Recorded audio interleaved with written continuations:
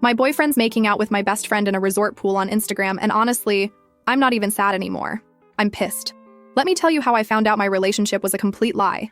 Because this is some next-level betrayal that I'm still processing, and you all need to hear this.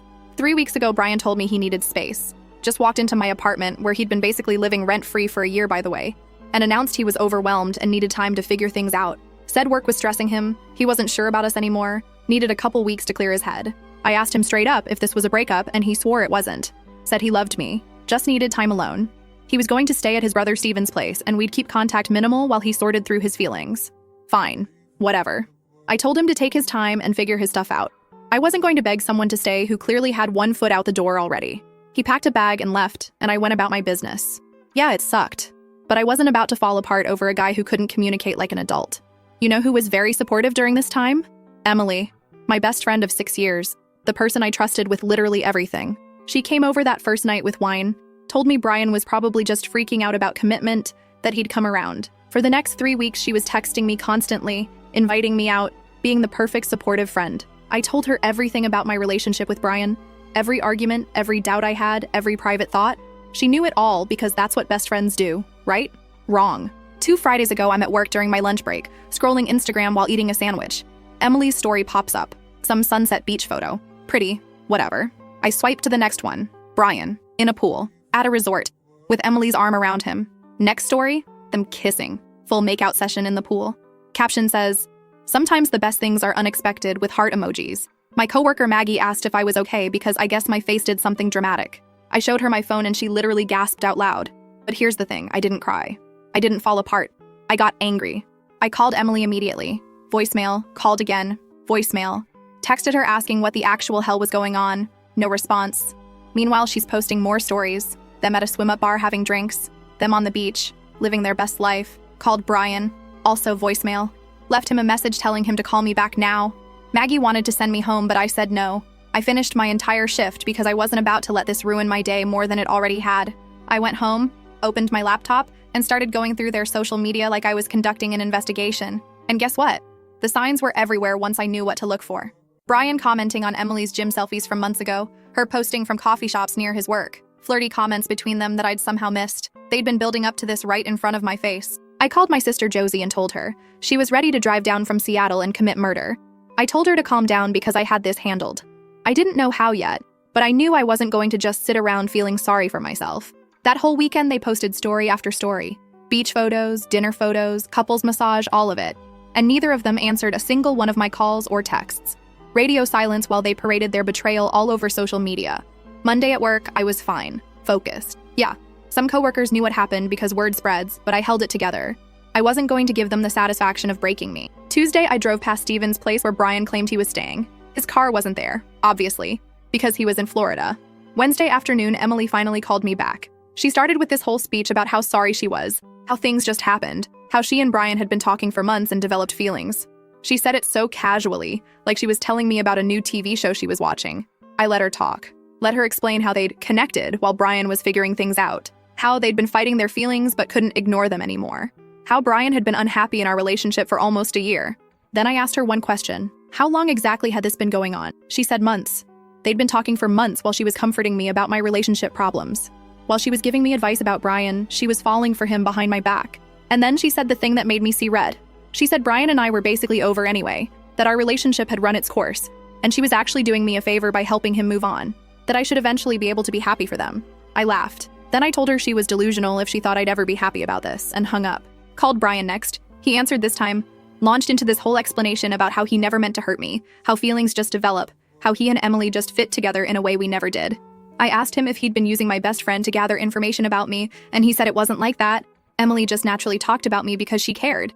But yeah, he admitted she'd shared things I'd told her in confidence. My fears, my relationship concerns, all of it. He said it helped him understand my perspective better. He helped himself to my private conversations, used them to figure out how to handle me while planning his exit strategy with my supposed best friend. I asked if the space was just an excuse to test drive a relationship with Emily, and he got quiet. Then said it was complicated. He needed time to figure out his feelings, and during that time he realized Emily was what he wanted. I told him we were done, and he could figure out how to get his stuff from my apartment because he was never stepping foot in there again. He asked if we could talk in person when he got back to explain properly, and I said absolutely not. Hung up. And here's where I surprise you. I didn't cry. I didn't fall apart. I got strategic. I went through my apartment and boxed up every single thing Brian had left, called his brother Steven and told him to pick it up by Friday or it was going in the dumpster. Steven was actually apologetic, said he had no idea Brian was in Florida with Emily, thought his brother was actually staying with him and dealing with relationship stuff. Even he'd been lied to, threw out photos of us, deleted our couple pictures from my phone and social media, removed every trace of him from my life in one productive evening. Thursday, I went to work like normal. Friday, I hit the gym after my shift. Saturday, I deep cleaned my apartment and rearranged furniture so it didn't look like the place where Brian and I had lived together. Sunday, they came back from their trip. I know because Emily posted them at baggage claim looking tan and happy. They immediately started posting couple content, dinner dates, movie nights, acting like they'd been together forever. Our mutual friends were split. Some reached out to me privately saying they couldn't believe Emily would do that. Others just accepted it and commented on their photos like everything was normal. I unfollowed anyone who seemed cool with this situation because I don't need that kind of person in my life. My mom found out from Josie and called me worried. I told her I was fine, really. And I was. I was angry, but I was fine. For the next week, I watched them live their best life on social media. Going to restaurants we used to go to, hanging out with friends, acting like the perfect couple who definitely didn't build their relationship on lies and betrayal. And the whole time I was watching, I was thinking, because here's what Brian and all these cheating guys don't understand. When you betray someone, you don't just lose them. You lose the benefit of everything they knew about you, everything they protected you from, everything they could have warned the next person about. And I knew things about both of them, things they probably hadn't shared with each other yet because they were too busy being caught up in their exciting new forbidden romance. Emily had a history, a pattern. She'd cheated on every single boyfriend she'd ever had. She'd told me this years ago when we were drunk and being honest about our worst qualities. Said she got bored easily, loved the thrill of something new, couldn't help herself when she was attracted to someone. She'd literally cheated on her ex Jason 3 times before he finally dumped her. I'd helped her through that breakup. Listened to her cry about how she wished she could just be faithful, how she knew it was wrong but couldn't seem to stop herself. Brian had no idea he was dating a serial cheater. Probably thought he was special, that what they had was different. And Brian had his own issues that Emily didn't know about. His jealousy, his need to control situations, his tendency to get paranoid about his girlfriend's male friends. Things I dealt with and worked around because I loved him. Things that would absolutely come up once the honeymoon phase with Emily wore off. They thought they'd won, thought they'd gotten away with it cleanly and could just ride off into the sunset together. But I wasn't done watching, and I definitely wasn't done planning. Friday night, exactly 2 weeks after I'd first seen them in that pool, I was lying in bed when Emily posted a story of them at some party with mutual friends. Everyone laughing, having fun, looking like the perfect happy couple. I screenshotted it, added it to a folder on my laptop where I'd been collecting things. Their social media posts, timestamps of when they'd started commenting on each other's photos, screenshots of old conversations where Emily had told me about her cheating history. I wasn't planning anything illegal or crazy, but I was planning something. Because they'd humiliated me, and worse, they thought I was just going to disappear quietly and let them have their happy ending. I opened my notes app and started writing down everything I knew about Emily's patterns, about Brian's jealousy, about their weaknesses and insecurities and the things that would inevitably cause problems between them. Then I started thinking about Jason, Emily's ex who she'd cheated on repeatedly, the one who'd finally had enough and dumped her. I'd met him a few times at parties back when they were together. Nice guy. And if I remembered correctly, Emily had mentioned he'd moved back to town a few months ago. I smiled. And if Emily thought she could just move on to her next victim without consequences, she was about to learn otherwise. I closed my laptop and went to sleep. For the first time in 2 weeks, I slept great. Because tomorrow I was going to start putting things in motion. Update. Okay, so remember how I said I had a plan? Well, it came together fast, and honestly, it's kind of genius if I do say so myself. Monday morning, I'm at Target picking up laundry detergent and some other random stuff before work, when I literally run into Brian. Like, actually almost crashed my cart into him in the cleaning supplies aisle. He was with Emily. The look on all our faces was priceless. Emily grabbed Brian's arm like I was about to attack them or something. I just stood there with my cart, staring at them. Brian actually had the nerve to smirk at me. Smirk. Then he put his arm around Emily's waist and pulled her closer, made this whole show of kissing her cheek while looking directly at me. Emily giggled like this was all so amusing. He goes, "Hey, didn't expect to see you here. You doing okay?" In this fake concerned voice that made me want to throw my detergent at his head. I said I was doing great, thanks for asking. Emily jumped in with this sugar-sweet voice saying she hoped there were no hard feelings, that they were just following their hearts, and she hoped I could be mature about the situation. Mature. She wanted me to be mature after what they did. Brian chimed in saying, yeah, it would be really sad if I couldn't move on and kept dwelling on the past, that I should focus on finding my own happiness instead of being bitter. Emily nodded along like they'd rehearsed this whole speech. I smiled and told them I hoped they were very happy together. Emily looked surprised, like she expected me to make a scene. Brian looked almost disappointed that I wasn't giving him the drama he clearly wanted. I walked away fuming, but I kept my cool. I wasn't going to give them the satisfaction of seeing me upset. Wednesday, I was at the pharmacy working the register when Emily came in. Of course. She walked right up to my register with her prescription even though there were 2 other registers open. She wanted to rub this in my face. She stood there while I processed her prescription, acting all friendly, asking how I'd been, saying we should grab coffee sometime and talk things through like adults. I told her I was pretty busy these days, and she goes, "Oh, I'm sure it must be hard adjusting to being single again." Then she leaned in and whispered that Brian was amazing, better than she'd ever expected, and she was so grateful things worked out the way they did. Said maybe if I'd been better at keeping him interested, he wouldn't have looked elsewhere. I handed her the prescription bag without saying a word. She left looking satisfied with herself. That night, I sat down and really thought about what I wanted. I didn't want Brian back. Watching him at Target made that crystal clear. He was a smug asshole who thought he'd won. Emily was a snake who got off on rubbing her betrayal in my face. I wanted them to hurt the way they hurt me. And just getting back together with Brian wasn't enough. They needed to experience real betrayal, real humiliation. That's when I remembered Jason, Emily's ex, who she'd cheated on multiple times. The one she told me about during one of our drunk heart-to-hearts years ago. She'd said he was boring, that she couldn't help cheating because she needed excitement, that she wished she could be faithful, but she just got bored so easily. I found him on Instagram through Emily's old photos from 2 years ago. He was tagged in a bunch of them from when they were together. Looked like a decent guy. Into hiking and craft beer, seemed pretty normal. I sent him a DM Friday night, introduced myself as Emily's friend, said I had some questions about their relationship if he had time to talk. He responded Saturday morning saying sure, he'd be happy to talk about Emily since she'd apparently moved on to destroying other people's friendships now, so he'd seen the social media drama. We met Sunday afternoon. Jason showed up in a hoodie and jeans, looking exactly like his photos. We grabbed a table in the back and I just laid it all out for him. How Emily had been my best friend, how she'd slept with Brian while pretending to support me, the whole thing. He wasn't even surprised.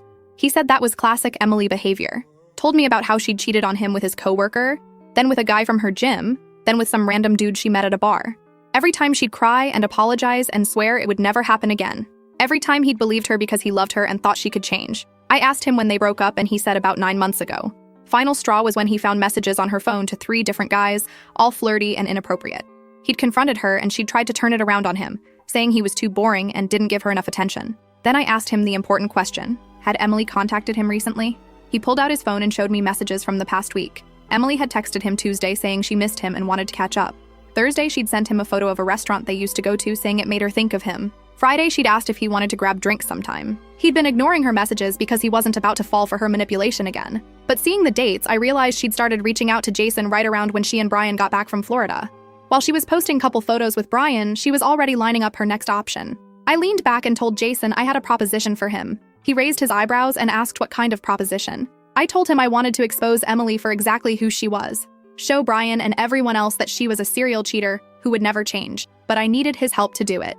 He asked what I had in mind, and I laid it out. I wanted him to respond to Emily's messages, agree to meet up with her, let her flirt and escalate things the way she always did. And when she inevitably tried to sleep with him, because based on her pattern, that's exactly what would happen, I wanted him to record it. Jason stared at me for a long moment. Then he asked if I was serious, and I said completely serious. Emily destroyed my relationship and my friendship and was now rubbing it in my face at every opportunity. She deserved to have Brian see exactly who he'd chosen over me. He said he'd think about it. Asked me to give him a day to decide if he wanted to get involved in this level of drama. Monday evening, he texted me. He was in. We met again Tuesday at a burger place near the mall to plan everything out. Jason said Emily had texted him again Monday night asking if he'd gotten her messages. He'd responded that morning saying, yeah, sorry, he'd been busy with work but would love to catch up. She'd responded within minutes, saying she was so glad, they should definitely get together soon, she had a lot to tell him. Jason showed me the messages, and I could literally see her setting things up. The flirty undertones, the I've been thinking about you, all of it. I told Jason to suggest meeting Thursday for drinks, somewhere public but with booths where they could talk privately. He sent the message while we were sitting there and Emily agreed immediately. We spent the next hour going over the plan. Jason would meet her for drinks, let her talk and flirt and work her way up to suggesting they go somewhere more private. If she made a move, he'd go along with it, but make sure his phone was recording. I gave him specific instructions on how to position it so it would capture everything clearly. He asked me if I was sure about this, and I said absolutely. Emily had made her choices. She'd betrayed me, humiliated me, and was now actively taunting me while already lining up her next victim. She deserved whatever was coming. Wednesday, I saw Brian and Emily together at the grocery store.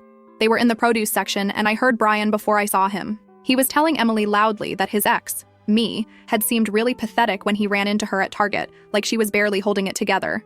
Emily laughed and said something about how I'd always been weak and emotional. I ducked behind the bread display before they saw me, listened to them trash talk me for another 5 minutes. Brian said he felt bad for me because clearly I'd had no idea he was unhappy, and that must be such a blow to my ego. Emily said I'd probably never find anyone as good as him, and I'd regret losing him. The audacity. He left me, remember? After asking for space to screw my best friend? But I didn't confront them. I just left my cart and walked out of the store because I knew if I stayed, I'd say something I couldn't take back. And I needed them to think I was broken, needed them to feel smug and comfortable while my plan came together. Thursday, I texted Jason, good luck. He sent back a thumbs up and said he'd message me when it was done. I spent that evening pacing my apartment anxiously, checking my phone every 5 minutes. Josie called me around 8 asking if I was insane and what was I thinking. I told her this was exactly what Emily deserved. And Josie sighed and said fine, but if this blew up in my face, she was not going to say I told you so. Around 11, Jason texted me, it worked. Got everything. You were right about her. I called him immediately. He answered, and I could hear he was in his car. He said Emily had been all over him from the moment they sat down at the bar, touching his arm, getting close, talking about how much she missed him. After 2 drinks, she'd suggested going back to his place. He'd agreed, got to his apartment, and strategically placed his phone on his dresser recording before things went further. And Emily had absolutely gone for it. Kissed him, started taking off clothes, the whole thing, all on video. He said watching it back was surreal because this was exactly the Emily he remembered. Impulsive, selfish, unable to control herself when she wanted something. He asked if I wanted him to send me the video, and I said yes, but not yet. Asked him what Emily had said afterwards. He laughed bitterly and said she'd laid there talking about how she'd made a mistake getting back together with Brian, how she'd never really gotten over Jason, how maybe they should try again. He'd played along, said he'd think about it. Then she'd gotten dressed and left, kissing him at the door and saying she'd text him tomorrow. I asked him to sit on the video for now. I was still figuring out exactly how and when to drop this bomb. I needed maximum impact. Friday morning, Emily came into the pharmacy again. This time she looked extra happy, practically glowing. She came right to my register and started talking about how amazing her life was, how in love she and Brian were, how she'd never been happier. I just processed her prescription silently while she talked. Then she said something that made my blood boil. She said Brian had told her I'd looked really sad when he saw me at Target, and it made her feel a little bad. So she wanted to reach out and let me know she hoped I found someone eventually. That maybe if I worked on myself and figured out why I couldn't keep a man interested, I'd have better luck next time. I handed her the bag and smiled. Told her I'd actually been working on myself a lot lately, and I was feeling really good about where things were headed. She looked confused, like that wasn't the response she wanted. Saturday, Brian sent me a text out of nowhere. Said he'd heard through mutual friends that I'd been having a hard time and he wanted to make sure I was okay. That despite everything he still cared about me as a person. I didn't respond. Sunday, he texted again saying Emily felt bad about everything and wanted to make sure I knew they didn't mean to hurt me. That they hoped eventually we could all be mature enough to stay friends in the same social circle. I responded, tell Emily she should focus on her relationship with you. Seems like it might need her full attention. He sent back a confused emoji and asked what that meant. I left him on read. Monday, Jason texted asking if I'd decided what I wanted to do with the video. Said Emily had been texting him constantly since Thursday night, saying she wanted to see him again, asking when they could meet up. She was already fully checked out of her relationship with Brian while still posting couple photos with him on Instagram.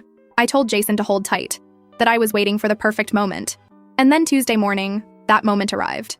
Emily posted on Instagram a long caption about finding your soulmate and knowing when you found the one, with a photo of her and Brian at some restaurant.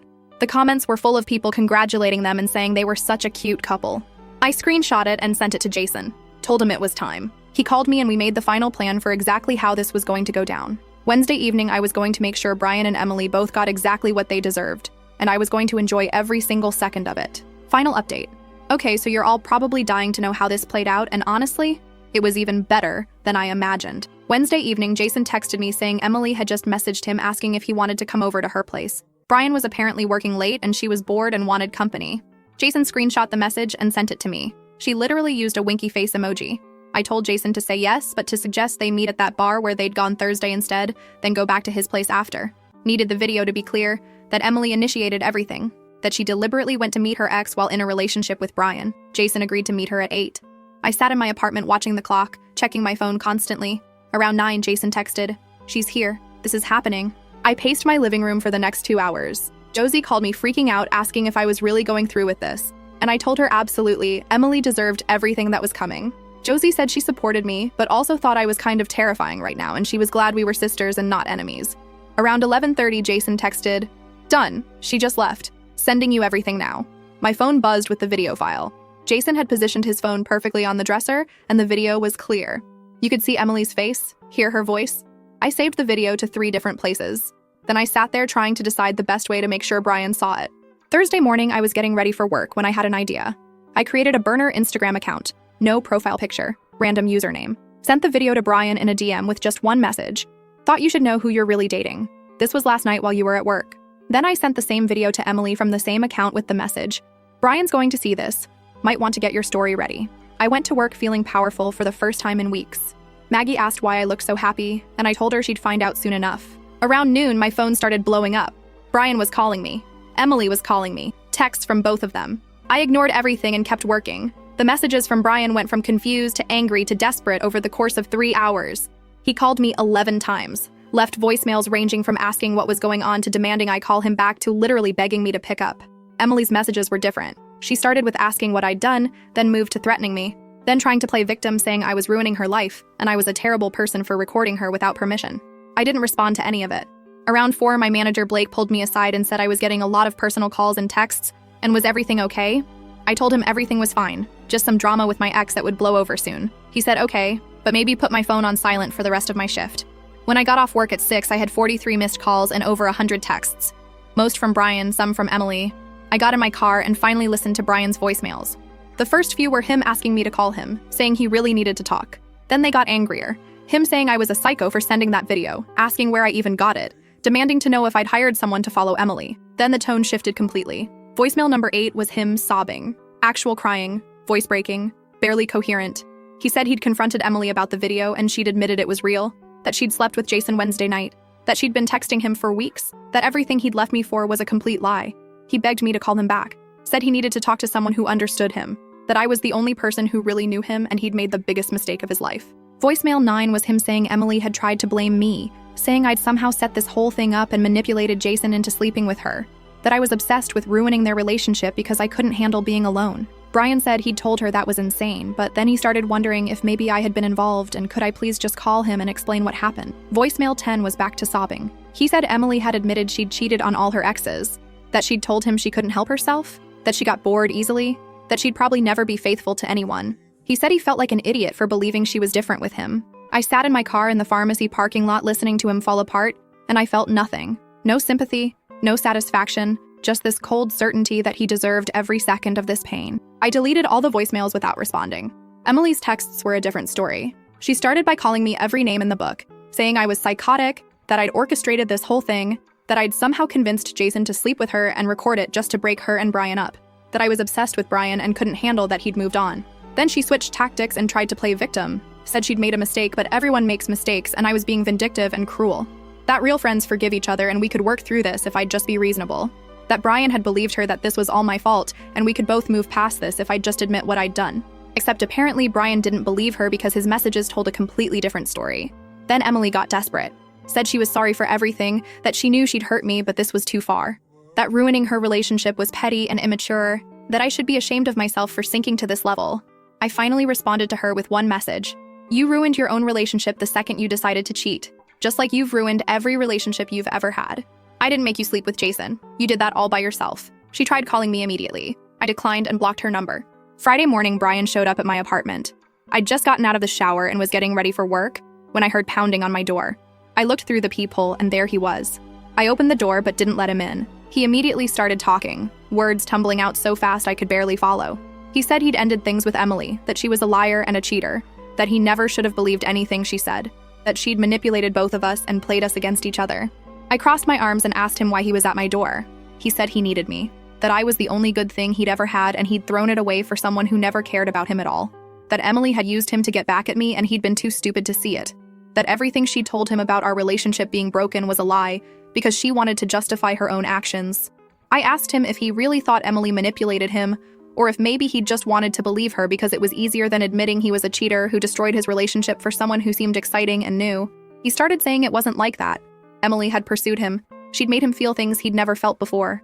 Then he caught himself and said, but none of that mattered because it was all fake and I was the one he really loved, and could we please just talk about fixing this? I told him there was nothing to fix, that he'd made his choice when he asked for space to explore his feelings for my best friend. that what happened with Emily was exactly what he deserved and I wanted no part of his mess. He started crying, actually crying right there in my doorway. Said he'd lost everything, his relationship, his friends who were taking my side, his self-respect. That Emily had already moved on and was apparently talking to Jason about getting back together while he had nobody. That I was his only chance at happiness and he was begging me to give him another chance. I looked at this man who'd shared my bed for years, who I'd trusted completely, who'd betrayed me in the worst possible way, and I felt absolutely nothing for him. I told him I hoped he learned something from this, that actions have consequences, and you don't get to treat people like garbage, and then come crawling back when it doesn't work out. That Emily showed him exactly who she was, someone who would cheat without hesitation, and he'd chosen to believe he was special enough to be the exception. Now he knew better. He kept trying to argue, kept saying we could go to couples therapy, he'd do anything I wanted, he'd prove he'd changed. I cut him off and said the conversation was over, told him to leave and not contact me again. He stood there for another minute looking lost and broken. Then he finally turned and walked away. Saturday, I went to lunch with Josie, who'd driven down from Seattle to check on me. She said she was proud of me for standing my ground with Brian, but also mildly concerned about my revenge plot. I told her it wasn't revenge. It was just exposing the truth. Emily was always going to cheat on Brian eventually. I just helped speed up the timeline. Josie laughed and said I was kind of scary when I wanted to be, and she was taking notes for if she ever needed to handle a cheating boyfriend. We spent the afternoon shopping and getting our nails done, and it felt amazing to just exist without the weight of Brian and Emily's betrayal hanging over me. I posted photos of us on Instagram and didn't give a single thought to whether they'd see it.